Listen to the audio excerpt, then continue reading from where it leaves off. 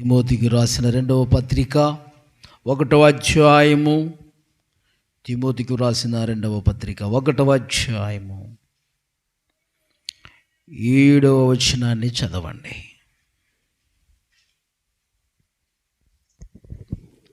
దేవుడు మనకు శక్తియు ప్రేమయు ఇంద్రియ నిగ్రహము గల ఆత్మనే ఇచ్చెను గాని పిరికితనము గల ఆత్మను ఇయ్యలేదు. ఆమేన్. గట్టిగా చప్పట్లు కొడుతూ ప్రభు నామాన్ని మహిమపరచుదాం. ఆమేన్. ఏమండి, ఇక్కడ చదవబడిన భాగంలో వచ్చిన వాళ్ళు మనం చూస్తున్న దేవుడు మనకు శక్తి, ప్రేమ, ఇంద్రియ నిగ్రహం గల ఆత్మనిచ్చాడు. దేవుని ఆత్మకున్నటువంటి ఆ పేరేంటి? శక్తియు ప్రేమయు ఇంద్రియ నిగ్రహం గల ఆత్మ. హల్లెలూయా. దేవుని ఆత్మకున్న పేర్లే. శక్తి కలిగిన ఆత్ముడు ఆయన. ఆత్ముడు ఎలాంటి వాడు? శక్తి కలిగిన ఆత్ముడు. తర్వాత ప్రేమగల ఆత్ముడు, ప్రేమగల పరిశుద్ధాత్ముడు ఆయన. ఆమేన్. ఆ తర్వాత ఇంద్రియ నిగ్రహం కలిగిన ఆత్మదేవుడు. హల్లెలూయా.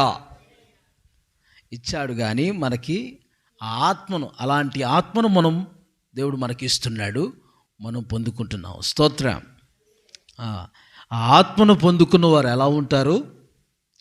శక్తి. ఆత్మను పొందుకున్న వారు ఎలా ఉంటారు? ప్రేమ. ఆ ఆత్మను కలిగిన వారు ఎలా ఉంటారు? ఇంద్రియ నిగ్రహం కలిగిన వారుగా ఉంటారు. ఆమె గట్టిగా స్తోత్రం చెల్లిద్దా. హల్లెలూయా. అది కానీ పిరిగితనం కలిగిన ఆత్మను ప్రభు మనకివ్వలేదు. ఆమేన్. ఏ ఆత్మను ఇవ్వలేదు? పిరిగితనం కలిగిన ఆత్మ దెయ్యపు ఆత్మ, దురాత్మ. అది మనకి ఏ ఆత్మనిచ్చాడట? శక్తి కలిగిన ఆత్మ, ప్రేమ కలిగిన ఆత్మ, ఇంద్రియ నిగ్రహం కలిగిన ఆత్మను ప్రభు ఇచ్చాడు. దేవునికి స్తోత్ర. పిరిగితనం కలిగిన ఆత్మను మనకి ఇవ్వలేదు. భయపడే ఆత్మను మనకి ఇవ్వలేదు. ధైర్యము కలిగిన ఆత్మను మనకి ఇచ్చాడు ఆయన. హల్లెలూయా. ఆత్మ కలిగిన వారు ధైర్యంగా ఉంటారు, పిరిగితనంగా ఉండరు. ఎలా ఉంటారు? ధైర్యంగా ఉంటారు. ఓకే, ఒక్కొక్కటిగా మనం చూద్దాం. ఇక్కడ మొట్టమొదటిగా దేవుని ఆత్మ. ఇక్కడ 4 విషయాలు మనం చూస్తాం, 3 విషయాలు. తర్వాత 1 ఏమండి? శక్తి కలిగిన ఆత్మ. ఆమె చెప్పండి. దేవుని ఆత్మ ఎలాంటి ఆత్మ? శక్తియు అన్నాడు. శక్తి కలిగిన ఆత్మ. ఆ ఆత్మ శక్తి కలిగింది. ఆ శక్తి కలిగిన ఆత్మను పొందుకున్న వారు కూడా ఏం పొందుకుంటారు? శక్తి కలిగి ఉంటారు. ఆమేన్. అందుకనే ఆయన వచ్చినప్పుడు, మీ మీదికి ఆయన వచ్చినప్పుడు మీరు శక్తిమంతులవుదురు అన్నాడు అపోస్తుల కార్యం 1:8. చదవండి. 1:8. ఆయనను పరిశుద్ధాత్మ మీ మీదికి వచ్చినప్పుడు మీరు శక్తి నొందెదరు కనుక అన్నాడు. చూసారా? నాకు సాక్షులుగా ఉంటారన్నాడు. కాబట్టి ప్రియులారా, ఆ పరిశుద్ధాత్మ మన మీదకి వచ్చినప్పుడు ఏం పొందుకుంటామంట? శక్తి. ఆత్మ మన మీదకి వచ్చినప్పుడు ఏం కలిగి ఉంటాం? శక్తి కలిగి ఉంటాం. ఏ శక్తి? పరిశుద్ధాత్మ శక్తి. హల్లెలూయా. దేవుళ్ళు మనం ఎలా ఉండాలి? పరిశుద్ధాత్మ శక్తి కలిగి మనం ఉండాలి. ఆ శక్తి కలిగి ఉండాలి. ఆత్మ కలిగి ఉంటే ఏం కలిగి ఉంటాం? శక్తి కలిగి ఉంటాం. లేకపోతే శక్తిహీనుల్లాగా ఉంటాం. ఆ బలం, ఆ పరిశుద్ధాత్మ బలం, ఆ శక్తి మనం కలిగి ఉండాలి. స్తోత్ర. యేసు ప్రభువు వారు కూడా ఆ శక్తితో, ఆ ఆత్మతో నింపబడ్డాడని కూడా అపోస్తుల కార్యం 10వ అధ్యాయంలో కూడా యేసు ప్రభువు వారి గురించి రాయబడిన విషయాన్ని చూస్తాం. 38 10వ అధ్యాయము 38లో మనం చూస్తే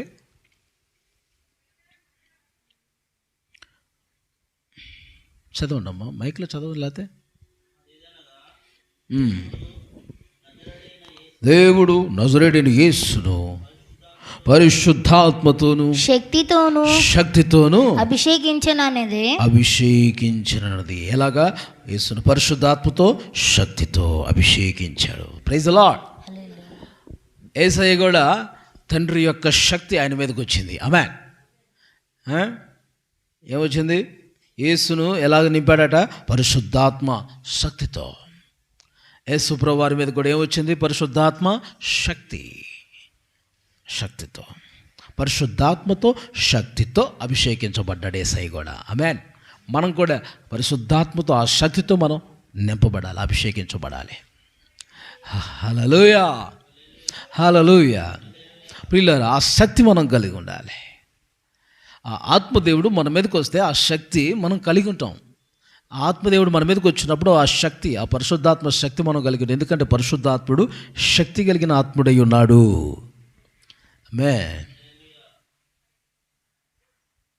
అది ఎంతమందికి శక్తి కావాలి? ఆ శక్తి కావాలంటే ఇప్పుడు ఏం చేయాలి? ఆ పరిశుద్ధాత్మని పొందుకోవాలి. ఆమేన్. ఆ పరిశుద్ధాత్మని పొందుకోవాలి. పొందుకుంటే మనం ఏం కలిగి ఉంటాం? శక్తి. లేకపోతే నీకు శక్తి ఉండదు. ఏ శక్తి? ఆ పరిశుద్ధాత్మ శక్తి మనకు కావాలంటే ఆ శక్తి కలిగిన ఆత్మదేవుడిని మనం ఏం చేయాలి? పొందుకోవాలి. రెండయ్యా నా పైకి రండి అంటున్నావా? ఎంతమంది అడుగుతున్నారా? అది కావాలి, ఇది కావాలి, అవ కావాలి, పోగాలి, అన్ని అడుగుతావు. పరిశుద్ధాత్మ కావాలని అడుగుతున్నావా? పిల్లలకు ఉద్యోగం కావాలి, పిల్లలకి అది కావాలి, పిల్లలకి వివాహాలు కావాలి, పిల్లలు బాగా కావాలి, అంతమంది అన్ని అడుగుతున్నావు. మరి పరిశుద్ధాత్మ కావాలని అడుగుతున్నావా? నీ ఆత్మ కావాలయ్యా, నీ పరిశుద్ధాత్మ శక్తి నాకు కావాలి ప్రభు అడుగుతున్నావా? అడగాలి. అడిగిన వారికి దేవుడు తన ఆత్మశక్తిని ఇస్తాడు కదా. అది శక్తి కలిగిన ఆత్ముడు. చెప్పండి, మనం ఆరాధిస్తున్న దేవుడు శక్తి కలిగిన ఆత్ముడు. దేవునికి స్తోత్రం. పరిశుద్ధాత్ముడు ఏమై ఉన్నాడు? శక్తి కలిగిన ఆత్ముడై ఉన్నాడు. ఓకే, నెక్స్ట్ రెండోది ఏముంది? ప్రేమయు. చూస్తున్నారా అందరు రిఫరెన్స్? చూడండి, రెండో విషయం మనం చూస్తున్నాం. ఎదరిలో కూర్చో మోసే, అడుగుచో ఎదరు. అప్పుడు రెఫరెన్స్ చూపించు, రెఫరెన్స్ చెప్పండి. దేంట్లో ఏం చూస్తున్నాం మనం? చూడండి, దేంట్లో ఏం చెప్తున్నా చూసుకోవాలి. మళ్ళీ 2 తిమోతి పత్రిక 1:7 మనం చూస్తున్నాం. చదవండి. దేవుడు మనకు శక్తియు, ఒకటి శక్తియు, ప్రేమయు, రెండోది ప్రేమ కలిగిన ఆత్ముడు ఆయన. ఆమేన్. ఏ ఆత్మ? ప్రేమయు కలిగిన ఆత్మ. ఏమండి, ఆ ఆత్మ ఎవరి మీదకి వస్తుందో వారు ఎలా ఉంటారంటే ప్రేమతో నింపబడతారండి. ఆమె చెప్పండి. అమ్మా దేంతో? ప్రేమతో నింపబడతారు. దేవుని ఆత్మ కలిగిన వారిలో ఏముంటుంది? ప్రేమ ఉంటుంది. ప్రేమను మనపై కుమ్మరిస్తున్నాడు. పరిశుద్ధాత్మ ద్వారా మనపై ప్రేమ కుమ్మరించబడిద్దట. రోమాపత్రికలో కూడా ఆ మాట మనం చూస్తాం. చూడండి, రోమాపత్రిక 5వ వచనం చదవండి. 5వ అధ్యాయము 5వ వచనం.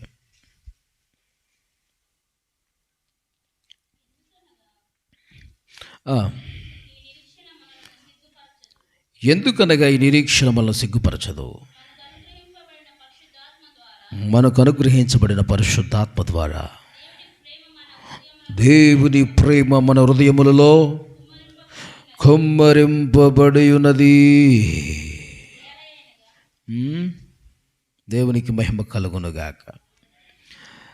దేవుని ప్రేమ పరిశుద్ధాత్మ ద్వారా దేవుని ప్రేమ మన హృదయాల్లో కుమ్మరించబడుతుందట. ఆమేన్. దేని ద్వారా? పరిశుద్ధాత్మ ద్వారా ప్రేమ మనలో కుమ్మరించబడిద్దట. కాబట్టి ఆ ఆత్మ కలిగిన వారు ఏం కలిగి ఉంటారు? రెండోది ప్రేమ. మొట్టమొదటిది శక్తి, రెండోది ప్రేమ కలిగి ఉంటారు. హల్లెలూయా. ప్రేమ, దేవుని ప్రేమ, దేవుని ప్రేమతో ఉంటారు. ఏమండి, వాళ్ళలో దేవుని ప్రేమ ఉంటుంది. స్తోత్ర. దేవుని ప్రేమ ఉంటే మనం ఎలా ఉంటాం? నువ్వు పరిశుద్ధాత్మ పొందుకొని, దేవుని ఆత్మను పొందుకొని కూడా నువ్వు తోటి వ్యక్తిని ద్వేషిస్తే, తోటి వ్యక్తి మీద పగలు కక్షలు పెట్టుకుంటేనంటండి బైబిల్ చెప్తుంది అంత వేస్ట్ అంటాడు ఆయన. కదండి. కొరింథీ పత్రిక 13వ అధ్యాయంలో అంటాడు కదా, చూడండి. మొదటి కొరింథీ పత్రికేనా, చూడండి. 13వ అధ్యాయం, మొదటి కొరింథీ పత్రిక 13వ అధ్యాయము 2వ వచనం మొదటి నుంచి చదవండి.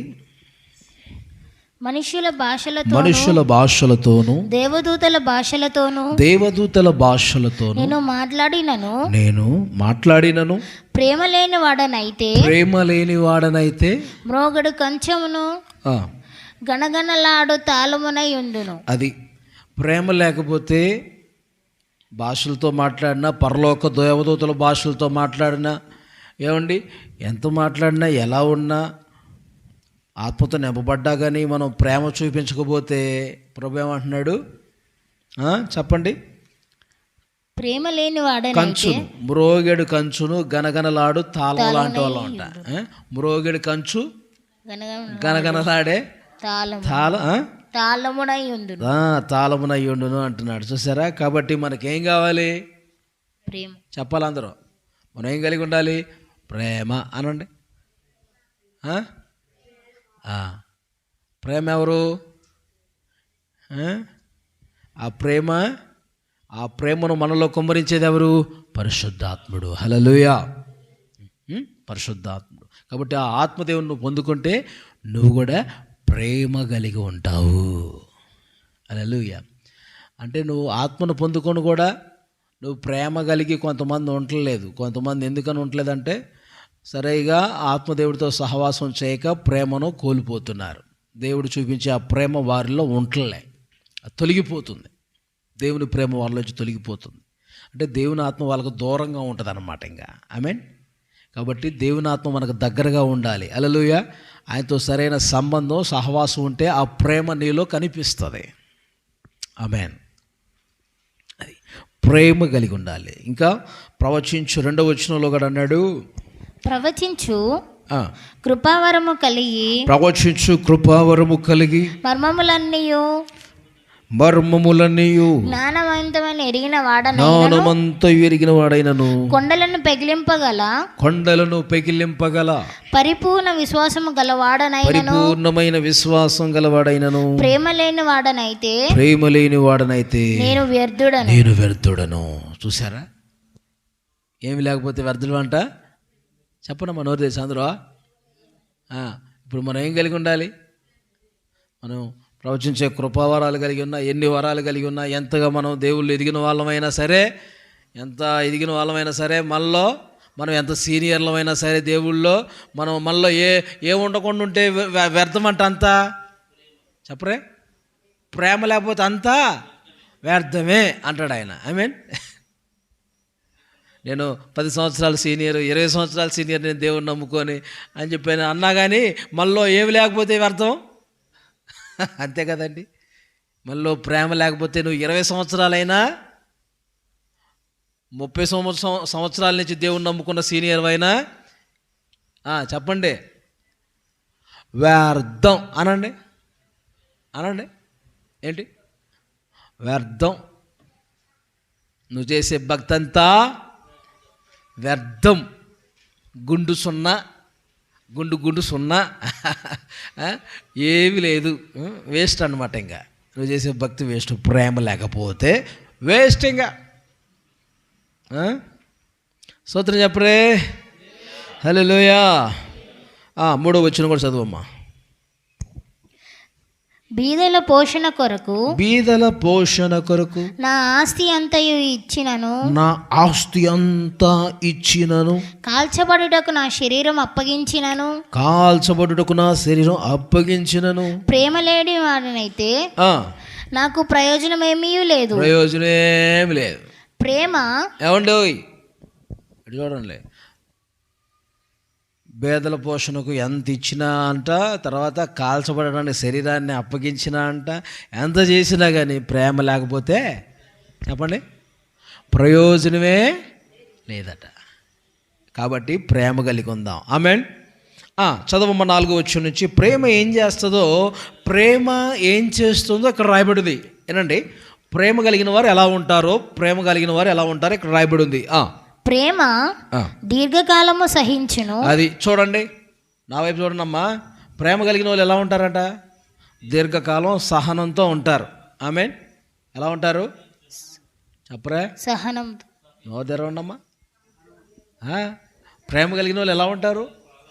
సహనం కలిగి ఉంటారు. చెప్పరే ఎలా ఉంటారు? సహనం అనండి. అంటే సహనం, ఓర్పుతో కూడిన సహనం అన్నమాట. సహించుకుంటారు. తర్వాత దయ చూపించును. ప్రేమ కలిగిన వాళ్ళు ఏం చూపిస్తారట? దయ చూపిస్తారట. ప్రేమ కలిగిన ఎలా ఉంటారు? దయ చూపించేవారుగా ఉంటారు. తర్వాత ప్రేమ మత్సరపడదు. ఏమండి, ప్రేమ కలిగిన వాళ్ళు ఎలా ఉంటారట? వాంబు ఎట్నారా? ఆమేన్. నిద్రపోతున్నారు ఎవరన్నా? మంగడుకొని రాని ఎవరన్నా నిద్ర. Praise Lord. నేను చెప్పకముందే కొనుక్కొచ్చినట్టుంటే కడుక్కొని వచ్చి కూర్చోవాలమ్మా. జాగ్రత్తగా వినాలి. అర్థమవుతుందా? ప్రేమ ఏం చేయదట? మత్సరపడదు. మత్సరం పడదు. ప్రేమ మత్సరపడదు. మత్సరం అంటే పక్కన వాళ్ళ మీద చూసి ఓచుకోలేని బుద్ధి అంటారే. పక్కన వాళ్ళు బాగుంటే చూసి ఓచుకోలేని చెడు కళ్ళు అసూయ. మత్సరం అంటే అదే. చూసి ఓచుకోలేరు. ఒక ఇల్లు కొనుక్కున్నా ఓచుకోలేరు, ఒక కారు కొనుక్కున్నా ఒక బండి కొనుక్కున్నా ఓచుకోలేరు, ఒకరు పెళ్ళి అవుతుందంటే అబ్బా ఏమండి. ఒకరు మంచి డ్రెస్ వేసుకుంటే ఓర్చులేరు, ఒకరు జుట్టు ఎక్కువ ఉంటే ఓర్చుకోలేరు. ఏమండి లేరా? ఓర్చుకోలేక దిష్టి తీసి వాళ్ళ ఇంటి ముందు పోయటం, దారిలో పోయటం, వాళ్ళ మొహం మీద పోయటం, అలా చేస్తుంటారు. పిచ్చి మళ్ళీ చేస్తుంటారు. ఏంది వాళ్ళ ఏముంది చెప్పండి? మత్సరం అనండి. చెడు కళ్ళు, మత్సరం, ఓడ్చుకోలేని స్వభావంతో దిష్టి తీసి కోడిగుడ్లు తీసుకొచ్చి పగల కొట్టి రోడ్డు మీద పోతారు. నిమ్మకాయలు తీసుకొచ్చి రోడ్డు మీద పోతారు. పిచ్చి పనులన్నీ చేస్తుంటారు. అవి రివర్స్ అయ్యి వాళ్ళకే పోతాయి తిరిగి వేస్తున్నావాళ్ళు. ఆమె తవ్వకురా నువ్వు గోతిని, ఆ గోతులో నువ్వే పడతావు. ఆమేన్. గుంట తవ్వుకుంటే ఆ గుంటలో నువ్వే పడతావు. కీడు చేస్తే ఆ కీడులో నువ్వే పడతావు. జాగ్రత్త. కీడు చేయకు, మేలు చేయటం నేర్చుకో. చెరపకురా నీవు చెడేవు అంటారు చూసారా? అదనమాట. చెడిపోకుండా మరి జాగ్రత్తగా ఉండాలంటే ఎవరికి కీడు చేయకు, మరి మంచి చేయటం నేర్చుకో. బాగుపడతారు. దేవునికి స్తోత్రం. అవునా కదండి? మంచి చేస్తే మంచి దేవుడు నీకు చేస్తాడు. కీడు చేస్తే చెప్పరే, కీడే జరిగిద్ది వాళ్ళకి.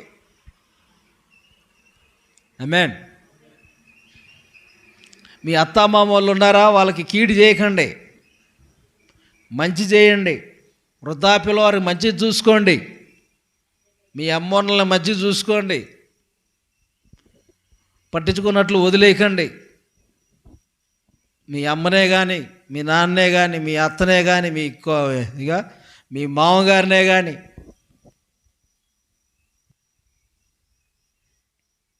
హల్లెలూయా. మత్సరంతో, చెడు కళ్ళుతో, చెడు చూపుతో ఏమండి అలా కీడు చేయాలని చూస్తే ఆ కీడులో అది చివరికి నీకు నష్టానికి గురయ్యే అవకాశాలు ఉంటాయి అన్నమాట. అందుకని ఇక్కడ అంటే మత్సరము.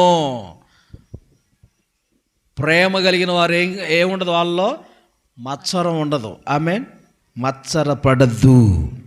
నెక్స్ట్, ప్రేమ డంబముగా ప్రవర్తింపదు. ప్రేమ చూడండి, అందరూ డంబంగా ప్రవర్తించదు. ప్రేమ కలిగిన వారు డంబంగా ఉండరట. ప్రేమ కలిగిన వారు డంబంగా అంటే ఊరికే గొప్పలు చెప్పేసుకుంటూ ఉంటారండి.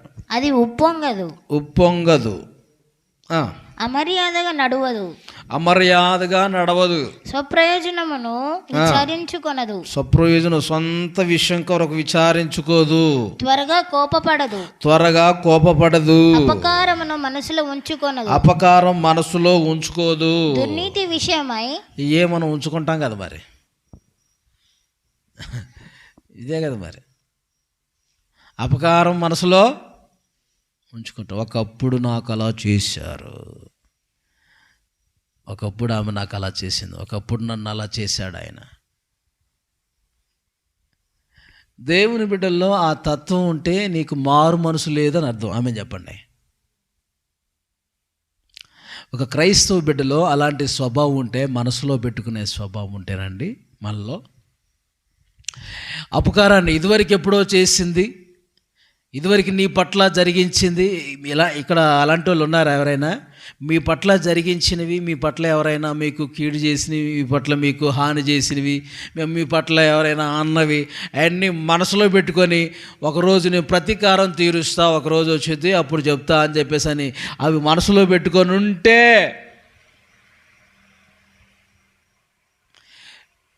నీలో ప్రేమ లేదు, నీలో ఆత్మ లేదు. ఆమె ఇంకా నీవు అపవాదికి చోటిస్తున్నావు అని అర్థం. దీని యొక్క వాక్యం ప్రకారం అపకారాన్ని మనసులో ఉంచుకోదు. ఆమె చెప్పండి. అది ఆ మాట మాత్రం ఎప్పటికీ గుర్తుపెట్టుకోవాలి. అపకారం మనసులో ఉంచుకోకూడదు. పలానా వ్యక్తి మీద, ఎవరి మీదన్నా ద్వేషము, పగ అంతే నీ హృదయంలో ఉంచుకుంటే ఇంకా నువ్వు మారలేదని అర్థం, మారలేదని అర్థం. సార్నో అవునా కదా? ఎస్, హల్లెలూయా. నేను సత్యమే చెప్పానా? బైబిల్ చెప్తుంది కదా. లేనిది నేను ఏది మాట్లాడినండి, ఉన్నదే మాట్లాడతా. దేవునికి స్తోత్రం. లేనిది ఎందుకు, మనకి ఉన్నది కావాలి. అపకారం మనసులో ఉంచుకోదట, త్వరగా కోప్పడదట. ఆమె చెప్పండి. త్వరగా కోప్పడదు. త్వరగా, మరి త్వరగా ఎందుకు నీకు కోపం వస్తుంది? ఇంకో విషయం, కుటుంబాల్లో త్వరగా కోపాలు ఎందుకు వస్తాయి తెలుసా అండి? భర్త నోరు జారితే, భార్య నోరు జారితే, తొందరపడి గబాల్లో మాట్లాడినప్పుడు ఒకరికొకరికి కోపాలు వచ్చేస్తుంటాయి, త్వరగా కోపాలు వస్తాయి.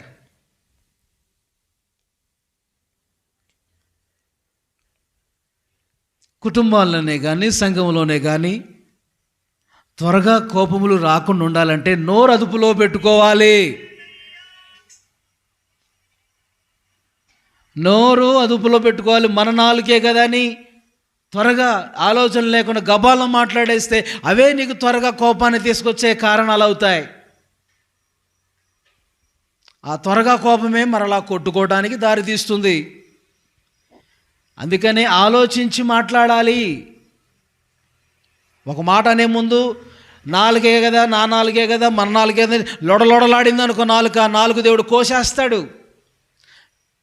అబద్ధములాడు నాలుగును దేవుడు కోసివేయును. ఆమేన్. బెంకములాడు నాలుగును దేవుడు ఏం చేయననింది బైబిల్లో. బైబిల్లో అన్ని వాక్యాలు ఉన్నాయి, కీర్తనాలు మీరు చదువుకుంటూ ఉంటాయి కదా. ప్రియులారా, వ్యాపారం విషయంలో అబద్ధం ఆడేది అది తప్పు కాదు. ఆమె చెప్పండి. అది లాభం కోసం. ఆమె చెప్పండి. ఒక అతను అన్న బలారాధన తీసుకోలేదు బ్రదర్, మీరు బలారాధన తీసుకోవట్లేదు నేను అడిగితే, అన్న మీ పని చేసేటప్పుడు, వ్యాపారం చేసేటప్పుడు, లేకపోతే వర్క్ చేసేటప్పుడు మేము కొంచెం లాభం అపేక్షిస్తాం కదా, చేసుకుంటాం అని చెప్పంటే, అరే దాని విషయంలో దీనికి సంబంధమే లేదు, అది వ్యాపారం ఏమేం చెప్పండి. నీకు అమ్మా వింటున్నారా, సరిపడినంత లాభాన్నే చెప్పరే చూసుకోవాలి, కానీ మితిమీరిన లాభాన్ని తీసుకొని వాళ్ళకి మోసం, వాళ్ళకి నష్టాన్ని కలిగించేవారుగా మారితే నువ్వు అన్యాయంగా నువ్వు ధనవంతుడు అయ్యావు, నువ్వు పాపి అన్న లెక్కలోకి వస్తావు అనమాట. పాపి అని జక్క కిందకు వస్తావు. ఆమె చెప్పండి, అవునా కదండి. మనం ఎంత తీసుకోవాలో అంత తీసుకోవాలి, కానీ మితిమీరి ఎక్కువ తీసుకోకూడదు. బైబిల్లో కూడా సొంకం వసూలు చేసేవారండి బైబిల్లో, అవునండి. ఎవరు జక్కయ్య కూడా అదే పని కదా. నియమించబడిన దానికంటే ఏం చేసేవాడట, ఏమండి, ఎక్కువ అడిగి తీసుకొని వాళ్ళ దగ్గర ఎక్కువ వసూలు చేసి ధనవంతుడు అయిపోయాడండి. అందుకని బాప్తిసం ఇచ్చే యోహాను ఏమన్నాడు తెలుసా అండి. బాప్తిసం ఇచ్చే యోహాను ఆ బాప్తిసం పొందడానికి వచ్చిన వాళ్ళతో, మీకు నియమించబడిన దానికంటే మీరు ఎక్కువ తీసుకొనవద్దు అని చెప్పాడా లేదా? అది కావాలి. ఆమేన్. మీకు నియమించబడిన దానికంటే మీరు ఎక్కువ తీసుకోవద్దని బాప్తిసం తీసుకోవడానికి వచ్చిన వాళ్ళతో చెప్పాడండి. కాబట్టి అలాంటి విషయాల్లో ఏం కాదండి. మనం లాభం కోసం, మనం బ్రతుకు తెరువు కోసం కొంత లాభం అనేది, మన కష్టానికి ప్రతిఫలం అనేది కొంత ఎంచుకోవటం అది తప్పు కాదు అని చెప్తున్నాను. మితిమీరి ఎక్కువ అత్యాశగా పోయి చేసేదే అది పాపమని దేవుని లెక్కల్లో లిఖించబడిద్ది అనమాట. ఆమేన్. అది కనుక ప్రియులారా చెప్పినప్పుడు అన్న ఓకే అన్నాడు ఆయన. కనుక కొంతమంది తెలియక ఏవేవో చేస్తుంటారు. కనుక ప్రియులారా గమనించండి. తర్వాత ఏందమ్మా, దుర్నీతి విషయమై సంతోషపడక సత్యమునందు సంతోషించు. సత్యం విషయంలోనే ఆనందిస్తారు. యేసయ్యే సత్యం, యేసయ్య వాక్యం మీద సత్యం. ఆ వాక్యం విషయంలో ఆనందిస్తారు. యేసయ్య అంటే ఆనందిస్తారు, సంతోషిస్తారు. ఆమేన్. కానీ దుర్నీతి విషయంలో, పాపం విషయంలో ఆనందించరండి. అన్నిటినీ తాలుకొనును, అన్నిటిని నమ్మును, అన్నిటిని నిరీక్షించును. ఆమేన్. అన్నిటిని నిరీక్షించును, అన్నిటిని నమ్మును, అన్నిటిని నమ్మును. అంటే అనుమానాలు చెప్పరా, అనుమానాలు సందేహాలు ఉండకూడదు. ఆమేన్ చెప్పండి. ఇది చూడండి, కొన్ని కుటుంబాల్లో అనుమానాలు, భార్య మీద, భార్య భర్త మీద ఏమండి అనుమానాలు అవన్నీ చోటు చేసుకొని ఏమండి చాలా కుటుంబాలు పాడైపోతున్నాయి. ఇటు చూడండి, నా వైపు చూడండి ఒకసారి. ఎందుకు అనుమానం కలుగుతుంది? అనుమానం కలగటానికి గల కారణాలు ఏంటో చెప్పనా? నీ యొక్క విధానమే. ఆమేన్ చెప్పండి. నీలో ఎప్పుడు ఒకలాగుంటే కొత్త మార్పులు కనపడుతున్నాయి అంటే ఏదో జరుగుతుంది అని అర్థం. ఆమేన్ చెప్పండి. నీ వస్త్రధారణలో కానీ, నీ నడకలో కానీ, నీ విధానంలో కొంచెం మార్పులు జరుగుతున్నాయి అంటే దాని అర్థం ఏదో అక్రమమైన కార్యము జరుగుతుందని అర్థం. ఫోన్ ఉందనుకోండి, ఫోన్లు కూడా ఎప్పుడు ఒకలాగా ఉండేది కొత్తగా చేస్తున్నాం అనుకో, భర్త కొత్తగా చేస్తున్నాడు, భార్య కొత్తగా చేస్తుంది అనుకో. ఫోన్ రాగానే దాచిపెట్టడం, ఫోన్ రాగానే ఏమండి చెప్పండి వారే ఎత్తటం, అలాగా కొన్ని చేస్తున్నప్పుడు దాని అర్థం ఏంటి? మనకి అనుమానాలకి వాళ్ళ ప్రవర్తన వేరుగా ఉందని అర్థము. కుటుంబంలో భార్య భర్తల మధ్య దాపరికాలు ఏమి చెప్పండి ఉండకూడదు. అర్థమవుతుందా అండి? దాపరికాలు ఏమి ఉండకూడదు కుటుంబాల్లో. అనుమానాలండి. ఇదివరకు మ్యారేజ్ అవ్వకముందు నీకు వేరే వాళ్ళతో సంబంధాలు ఉండొచ్చేమో. నువ్వు మ్యారేజ్ చేసుకునే ముందు వారందరితో కనెక్షన్ ఏమవ్వాలి చెప్పండి? కట్ అయిపోవాలి. స్తోత్రం చెప్పండి. ఒకవేళ వేరే సంబంధాలు ఉంటే ఆ విషయాలన్నీ కట్ అయిపోవాలి. విధేయత, ప్రేమ, దేవునికి స్తోత్రం, ఇరువురు ఎదుగుతూ ఉండాలి. ఇలాంటి జరుగుతున్నాయండి లోకంలో. హల్లెలూయా.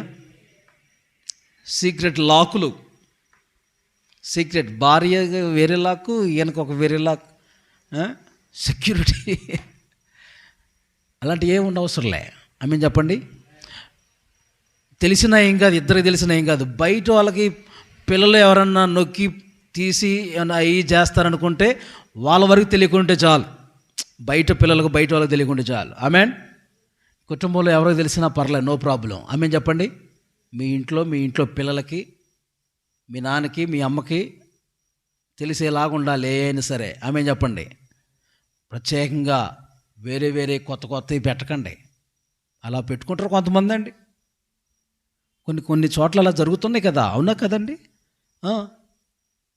అదే అనమాట. కొన్ని ప్రాబ్లమ్స్ ఎదురవుతానికి, నష్టానికి గురవుతానికి కారణాలు, అనుమానాలు, సందేహాలు కలగటానికి కారణాలు. ఎవరిని దేవుడు వివాహం చేసుకుంటాడట? ఎంగేజ్మెంట్ ప్రధానం, వివాహం ఎవరిని? నమ్మకమును బట్టి ఏ వివాహం చేసుకుంటానన్నాడు ఆయన. దేవునికి స్తోత్రం. దేని బట్టి అండి? నమ్మకమును బట్టి. చెప్పండి అందరూ. నమ్మకం, నీ మీద అనుమానం, ప్రేమను బట్టి, నమ్మకమును బట్టి అని అంటాడు. హోషేయ గ్రంథం 2:19 ఆ మాట అన్నాడు. నమ్మకమును బట్టి, ప్రేమను బట్టి నేను నిన్ను, ఇంకేమన్నాడు? నిత్యము నాకుండినట్లుగా నిన్ను ప్రదానం చేసుకుంటానన్నాడండి. ప్రవక్త అయిన హోషేయ గ్రంథంలో ఆ మాట అంటాడు. ఎంగేజ్మెంట్లో ఎక్కువ శాతం చెప్పుకుంటూ ఉంటాం మనం. తీసారమ్మా? తీస్తే చదవను. హోషేయ గ్రంథము, ప్రవక్త అయిన హోషేయ గ్రంథము 2వ అధ్యాయం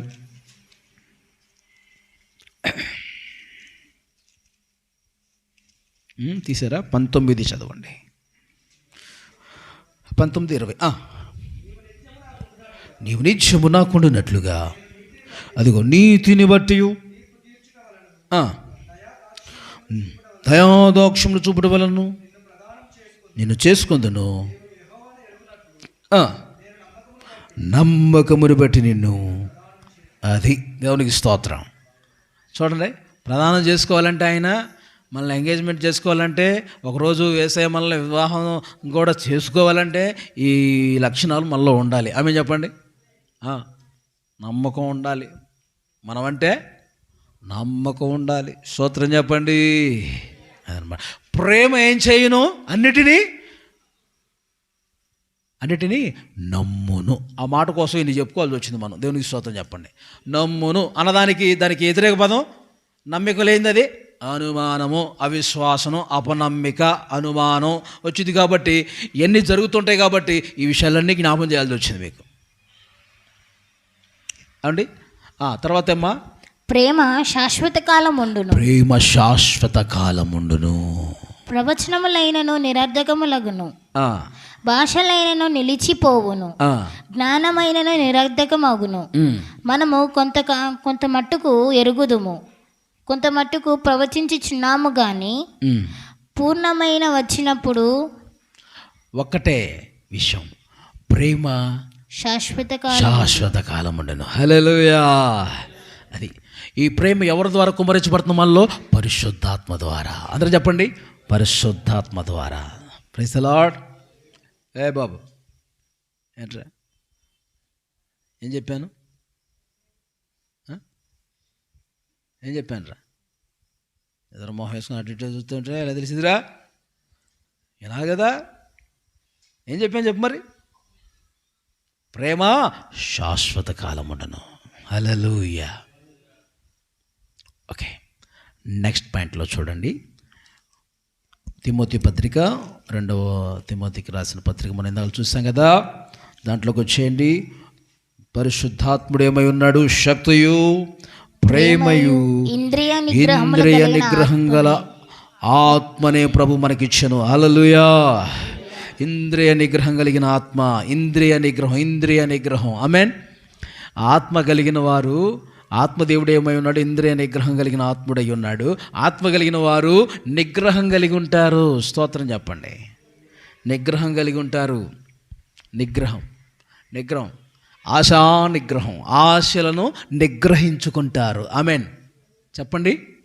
ఆశలను, ఈ లోక సంబంధమైన ఆశలను ఏం చేస్తారు? నిగ్రహించుకుంటారు. ఆ శక్తి పరిశుద్ధాత్మ ద్వారా మనకి కలుగుతుంది. అందుకని మీకు బాగా అర్థమవటానికి ఆత్మ ఫలములలో ఒక ఫలము, ఆత్మ ఫలములలో ఒక అక్కడ స్వభావాలు, ఆత్మ స్వభావాల గురించి రాయబడతాయి కదా. ఆత్మ ఫలమేమనగా గలతీ పత్రిక అయితే 5వ అధ్యాయంలో మనం చూస్తాం కదా. చదవండి 5వ అధ్యాయం ఎంతది? 22. అయితే ఆత్మఫలం ఏమనగా, అయితే ఆత్మ ఫలమేమనగా ప్రేమ, సంతోషం, సమాధానము, దీర్ఘశాంతం, దయాళుత్వం, మంచితనం, విశ్వాసం, సాత్వికము, ఆశా నిగ్రహము. హల్లెలూయా. లాస్ట్ ఏంటి వచ్చిందా? ఆశ. ఇప్పుడు ఆత్మదేవుడు ఏమై ఉన్నాడు? ఇంద్రియ నిగ్రహం గల ఆత్మను ప్రభు మనకి ఇచ్చాడు అనుందా? ఇంద్రియ నిగ్రహం గల ఆత్మ అంటే స్వస్థత బుద్ధి కలిగిన ఆత్మ, లేక ఆశలను, మనలో ఉన్న ఆశలను నిగ్రహింపచేయు ఆత్మ. ఆత్మ కలిగిన వారు కంట్రోల్లో ఉంటారు. ఆమె చెప్పండి, ఎలా ఉంటారు? బైక్ నడుపుతున్నారా? బైక్ ఎవరి కంట్రోల్లో ఉండాలి? బైక్ నడిపితే ఎవరి కంట్రోల్లో ఉండాలి? బైక్ కంట్రోల్లో నువ్వు ఉంటావా? కారు నడుపుతున్నావా? కారు మన కంట్రోల్లో ఉండాలా? చెప్పండి. మనం దాని కంట్రోల్లో ఉండాలా? అయ్యా చెప్పండి రా. మనమే కారు కంట్రోల్లో ఉండాలంటే ఇటు చూడండి. పోయిద్దిరా, ఇటో పడి పోయిద్ది. ఇంక అది మన కంట్రోల్లో ఉండేలా చూడాలి. ఆమె చెప్పండి. అంతేనండి. మనం దాని కంట్రోల్లోకి వెళ్ళిపోవటం కాదు, అది మన కంట్రోల్లో ఉండేలాగా చూసుకోవాలి. బైక్ నడిపేటప్పుడు ఎక్సలేటర్ ఇచ్చినా కానీ నీ కంట్రోల్లో ఉండేలాగా నువ్వు 100 ఇయ్యి, నీ కంట్రోల్లో ఉండేలాగా ఉంచుకోవాలి. ఆమెన్. దాని కంట్రోల్లోకి, దాని స్థానంలోకి నువ్వు వెళ్ళావనుకో, ఎటో తీసుకుపోతుంది. నేను ఇంకా తీసుకెళ్ళి ఎటో పడిసిద్ది. ఇక కాబట్టి మనము చక్కగా, మనకి మనిషి అనే ప్రతివాడికి మనసు ఉంది, ఆశలు ఉన్నాయి, కోరికలు ఉన్నాయి. దేవుని బిడ్డలారా, రకరకాల కోరికలు ఆశలో పడిపోయి సాతాను చేత బందీ అయిపోయి నాశనం నరకానికి పోకుండా ఏమండి మనల్ని మన ఆశలను నిగ్రహింపచేసి మనల్ని పరిశుద్ధంగా దేవుడి కోసం ఈ లోకంలో ఏమంటే జీవించేలాగా క్రమపరిచేది పరిశుద్ధాత్మదేవుడై ఉన్నాడు. మనల్ని కంట్రోల్లో ఉంచేది పరిశుద్ధాత్మదేవుడై ఉన్నాడు. హల్లెలూయా. మనల్ని క్రమపరిచి ఇష్టం వల్లే తిరగకుండా, ఇటు పడితే తిరగకుండా, మనకిష్టం వచ్చిన మార్గాలు ఎంచుకొని ఇటు పడితే తిరగకుండా మనల్ని కంట్రోల్లో ఉంచి మనల్ని సరిగా నడిపించేవాడై ఉన్నాడు. ఎవరో? పరిశుద్ధాత్మదేవుడు. హల్లెలూయా, హల్లెలూయా. కనుక ప్రియ సహోదరి సోదరులారా, కనుక మనందరం ఏం చేద్దాం మరి? నిగ్రహం కలిగిన ఆత్మను పొందుకుందాం. దేవునికి స్తోత్రం. ఆత్మతో నింపబడితే నిగ్రహం కలిగిన ఆత్మను పొందుకుంటాం. మన ఆశలను నిగ్రహించుకుని ఆ శక్తి మనం పొందుకుంటాం. మనం కంట్రోల్లో ఉంటాం. దారి తప్పి పోం. దారిలో ఉంటాం, దారిలో నడుస్తాం. హల్లెలూయా, ప్రైజ్ ది లార్డ్. చూడండి, 1 శక్తి కలిగిన ఆత్మ. పరిశుద్ధాత్ముడు ఏమన్నాడు? శక్తి కలిగిన ఆత్మయు ఉన్నాడు. పరిశుద్ధాత్ముడు ఏమై ఉన్నాడు? ప్రేమయు, అంటే ప్రేమగల ఆత్మయు ఉన్నాడు. పరిశుద్ధాత్ముడు ఏమై ఉన్నాడు? ఇంద్రియ నిగ్రహం కలిగిన ఆత్ముడై ఉన్నాడు. దేవునికి స్తోత్రం. కానీ పిరిగితనం కలిగిన ఆత్మను దేవుడు మనకి ఇవ్వలేదు. ఆమేన్. మనం పొందుకునే ఆత్మ ఏ ఆత్మ? పిరిగితనం కలిగిన ఆత్మ కాదు, మనకి ధైర్యాన్ని ఇచ్చే ఆత్మది. హల్లెలూయా. పిరిగితనం కలిగిన ఆత్మ ఊరికి భయపడిపోతుంటారండి. ఏమండి? చిన్నదానికి పెద్దానికి ఊరికి భయపడిపోతుంటారే, అదొక దెయ్యం. చెప్పండి, దెయ్యపు ఆత్మ వాళ్ళని పట్టిందని అర్థం. ఊరికి భయపడుతున్నారు కొన్ని విషయాల్లో. అంటే వాళ్ళని ఏదో ఒక దురాత్మ, ఆ పిరిగితనం అనే ఆత్మ వాళ్ళని పట్టింది అని గుర్తుంచుకోవాలి. ఆమేన్.